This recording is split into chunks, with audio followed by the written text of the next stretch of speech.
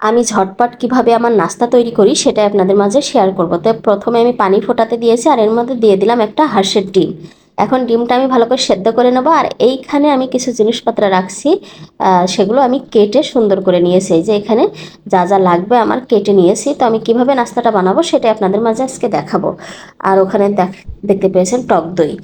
তো আমি প্রথমে একটা বাটি নিয়ে নিয়েছি আর বাটিতে দিয়ে দিলাম হচ্ছে শসা। তো আমি কিউব করে কেটে নিয়েছি শসা।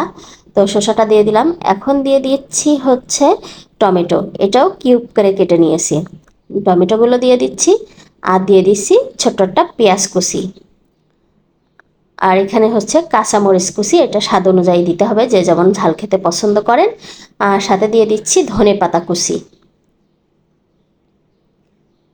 তো ধনেপাতা কুচি দিয়ে দিলাম। আর এখন দেব হচ্ছে লেবুর রস। আমি একটা লেবুর অর্ধেকটা নিয়েছি, নিয়ে আমি সুন্দর করে লেবুটা চেপে দিচ্ছি।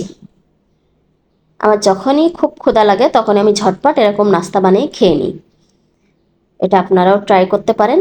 তো লেবুর রসটা দিয়ে দিলাম, দিয়ে একটু মিক্স করে নিচ্ছি, সব কিছু একটু ভালো করে মিশাই নিচ্ছি। তারপরে বাকি উপকরণগুলো দিয়ে দেব। এটা খুবই হেলদি, স্বাস্থ্যকর, আপনারা চাইলে খেতে পারেন। তো এখন সেই সেদ্ধ করে রাখার ডিমটা, এটাও আমি কিউব করে কেটে নিয়েছি, এটাও দিয়ে দিলাম। তারপরে দিচ্ছি সামান্য নুন।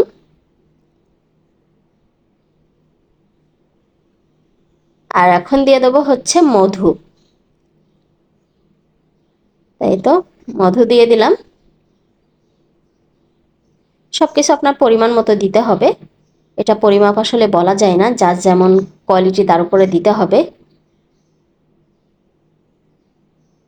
আর এখন এর মধ্যে দিয়ে দেবো হচ্ছে টক দই।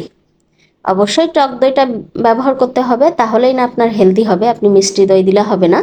তো টক দইটা দিয়ে দিলাম, দিয়ে খুব ভালো করে এখন এটা আমার মিশানোর পালা। এটা স্বাস্থ্যের জন্য খুবই ভালো। আমাদের আসলে শাকসবজিটা বেশি খাওয়া উচিত, তার উপরে কাঁচা খেতে পারলে আরও ভালো। তো আমার যখনই মনে করেন একটু বেশি ক্ষুধা লেগে যায়, আমি ঝটপট এরকম করে নিই।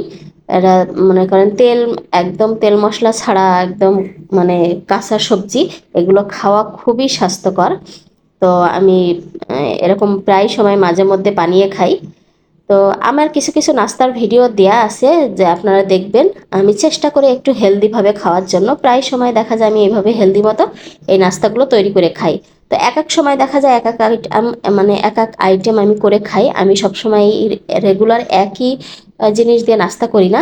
তো চেষ্টা করি সেটা সবসময় হেলদি রাখার জন্য। চাইলে ভিডিওগুলো দেখতে পারেন। তো কেমন লেগেছে সবাই কমেন্ট করে জানাবেন। ভালো থাকবেন, বিদায় নিচ্ছি, আল্লাহ হাফেজ।